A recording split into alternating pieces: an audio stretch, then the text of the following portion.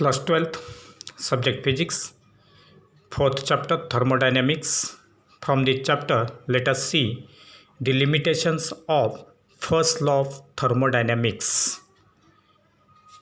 So, according to the first law of thermodynamics, the heat energy can be converted into work as well as work can be converted into heat energy, but it will face some of the limitations, and these limitations are: first, the first law of thermodynamics does not explain whether any particular process can actually occur. The first law of thermodynamics does not explain whether any particular process can actually occur. That is, this law does not predict the practical observation that the heat cannot flow from an object at lower temperature to another object at higher temperature. Similarly, it will face second limitation, that is, according to first law, all the heat available will be converted into work, or all the work will be converted into heat, which is practically impossible. That is, 100% heat energy will not be get converted into work, or 100% work will not get converted into heat energy. So these are the two limitations of first law of thermodynamics. Now let us go for next point, that is second law of thermodynamics. Let us see the statement of this second law of thermodynamics. It is stated as: it is impossible to extract an amount of heat QH from a hot reservoir and use it all to do work W. Some amount of heat QC must be exhausted to a cold reservoir. So it will be stated as, the second law of thermodynamics is stated as: it is impossible to extract an amount of heat QH from a hot reservoir and to use it all to do work W. Some amount of heat QC must be exhausted to a cold reservoir. So for this second law of thermodynamics, the energy flow diagram is as shown. So this diagram will represent the energy flow diagram. So it will be consisting of the hot reservoir which will supply energy QH. This energy will be utilized for two different purposes. Some part of that QH heat will be converted into mechanical work W, and the remaining part will be exhausted to this cold reservoir, that is QC. So this will be regarding the second law of thermodynamics. Now let us see the significance of reversibility in thermodynamics. The significance of reversibility in thermodynamics. Already we are familiar with the thermodynamic processes like reversible and irreversible processes, and therefore a reversible process is bidirectional. That means it will attain its initial state by the same path as it reaches to its final state, and therefore the reversible process is bidirectional process. That is, it follows exactly the same steps in either direction, that is in the forward direction to change that state from initial state to final state, as well as in the reverse direction, that is from final state to the initial state. This process takes place in very small steps. Also, the difference between the state variables in the two very close states should be very small. Similarly, for this, the thermodynamic equilibrium of the system with its environment or the surrounding throughout the change is essential. On the other hand, an irreversible process, if you consider the irreversible process, then it is unidirectional process, because in this case when there is change from initial state to final state or from final state to initial state, same path will not be followed, and therefore it is unidirectional process. It can take place in only one direction.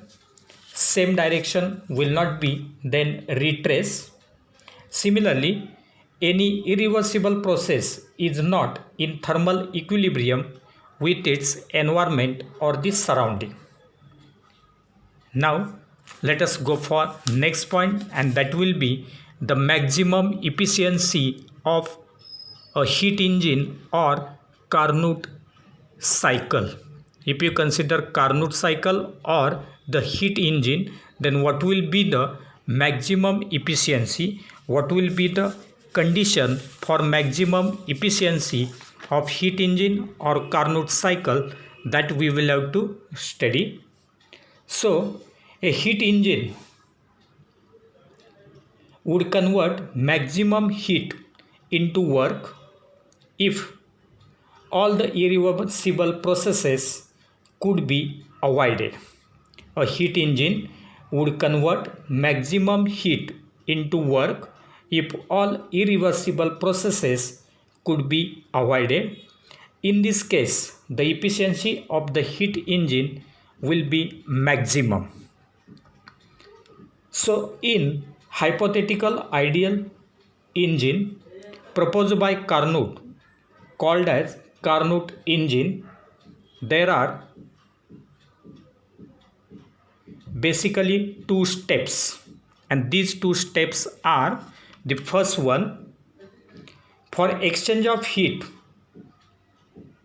to be reversible, the heat exchange must be isothermal, and this is possible if the working substance is at a temperature Th of the source while absorbing the heat energy, and the working substance should be at the temperature of the cold reservoir Tc while rejecting the heat. So when there is absorption of the heat, then the source temperature must be Th, and when there is rejection of the heat energy, the cold reservoir must be having its temperature Tc. Second, the work done to be reversible, the process should be adiabatic. For work done to be reversible, the process should be adiabatic, and therefore let us consider the PV diagram.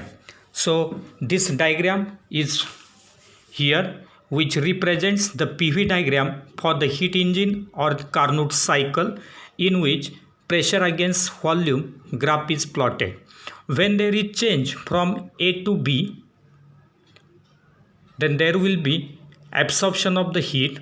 When there is change from C to D, there will be rejection of the heat. So here QH heat will be absorbed and QC heat will be rejected.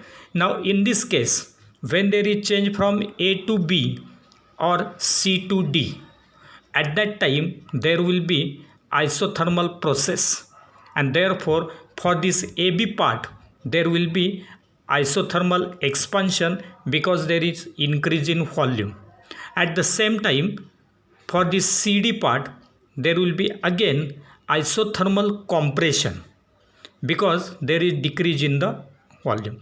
Similarly, when the change takes place from B to C, Then for this portion there will be adiabatic expansion.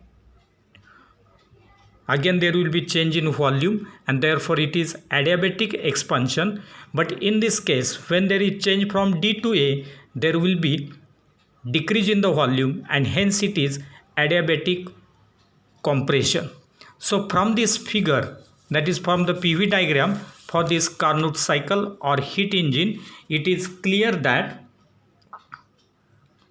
the cycle will include two isothermal and two adiabatic processes for the maximum efficiency of that Carnot cycle or the heat engine. It will contain like this two isothermal and two adiabatic processes. So in all four processes are there. Out of these, two are isothermal and remaining two are adiabatic, and therefore the efficiency of Carnot cycle or engine is given by the formula eta is equal to W upon QH. That will be given as W is nothing but